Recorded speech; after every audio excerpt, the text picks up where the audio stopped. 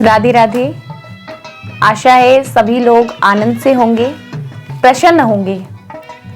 आज हम लोग चर्चा करते हैं सनातन धर्म में जो सबसे मुख्य संस्कार हैं। देखिए 16 संस्कारों का वर्णन हमारे धर्म में है,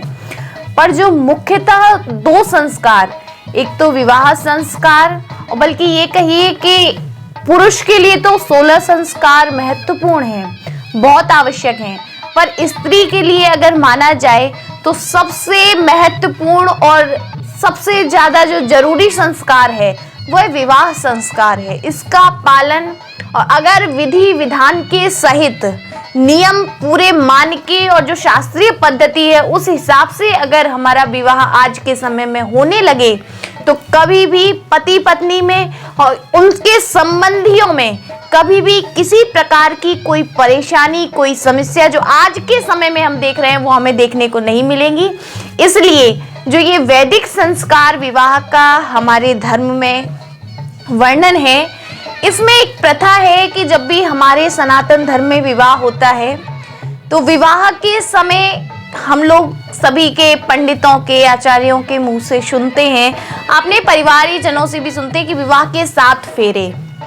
वैसे तो शास्त्रीय मतानुसार 4 फेरों का वर्णन है कि 4 भामर होती हैं, लेकिन वचन जो लिए जाते हैं वह पत्नी जो वधू है वह वर को 7 वचन लेती है और वर वधू से 5 वचन लेता है। तो ये 7-5 वचन का विधान है। और दूसरी चीज जो एक है सप्तपदी,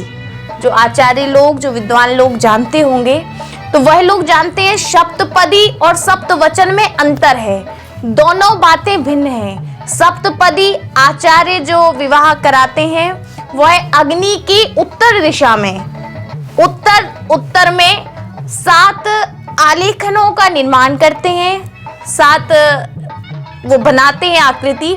उस पर वह 7 पद बोलकर एक एक पद पे वधू उन पर पैर स्पर्श करती हुई जाती है, वह सप्तपदी है।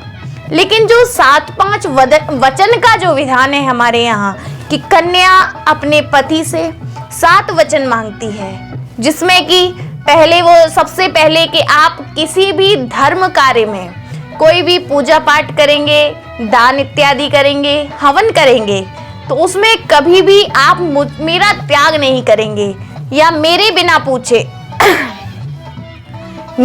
पूछे आप ऐसा कोई भी कार्य, धर्म, पूजा पाठ मेरे बिना नहीं करेंगे। अगर आप ऐसा स्वीकार करते हैं तो मैं आपके बामांग में आती हूँ। देखिए बड़ी सुंदर भाव हमारी, अगर जो विवाह की जो पद्धति बनाई हुई है, अगर लड़की ज्यादा कुछ नहीं भी जानती है, हमें परिवार से या समाज से इतना कुछ सीखने को नहीं भी मिला, लेकिन अगर हमारे आचार्य आज के समय में जो ये समाज में विक्षेपन हो रहा है, जो लड़ाइयाँ झगड़े क्लेश हो रहे हैं, अगर विवाह पद्धति के साथ हुआ हो और कन्या और वर को सारी बातें आप समझाकर अच्छे से बता दिया जाए तो मुझे नहीं लगता कि आज की जो समय में हम घटनाएं देखने को मिल रही हैं कि किसी गांव में, किसी शहर में पत्नी ने पति की हत्या की, प्रेमी के साथ मिलकर पति के साथ धोखा किया, यह स्थिति कभी उत्पन्न नहीं होगी। क्योंकि जो विवाह के 7 और 5 वचन हैं उनमें सारी कंडीशंस हैं, सारी लड़की को अपने जीवन भर में गृहस्थ धर्म में किन नियमों का पालन करना है वह इन 7 बातों में सब कुछ समेट लिया गया है।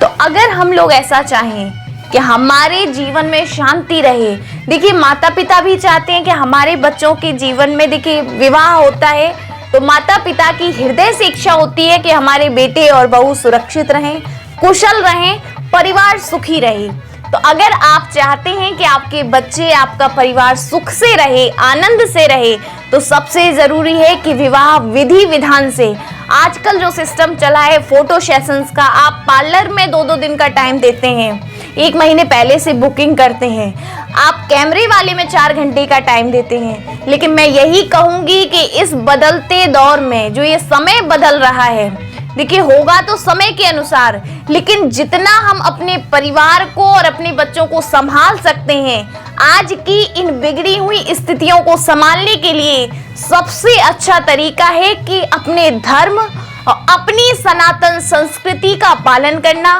इसलिए आपके घर में जब भी कोई विवाह आदि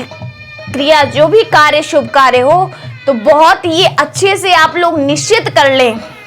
मन में संकल्प करें कि कभी भी हम जल्दबाजी में या अपने अन्य कामों के लिए किसी भी ऐसी पूजा पाठ विधि विधान में जल्दबाजी नहीं करेंगे, अड़चने उत्पन्न नहीं करेंगे। क्योंकि पूजा पाठ अगर विधान से ना हुआ हो तो वह भी हमारे जीवन में कहीं ना कहीं दुख का कारण बन जाता है, हमारे जीवन में कष्टदायी होता है। इसलिए सभी लोग सुखी रहने के लिए अच्छे से जो नियम है उनका पालन करें। राधे राधे।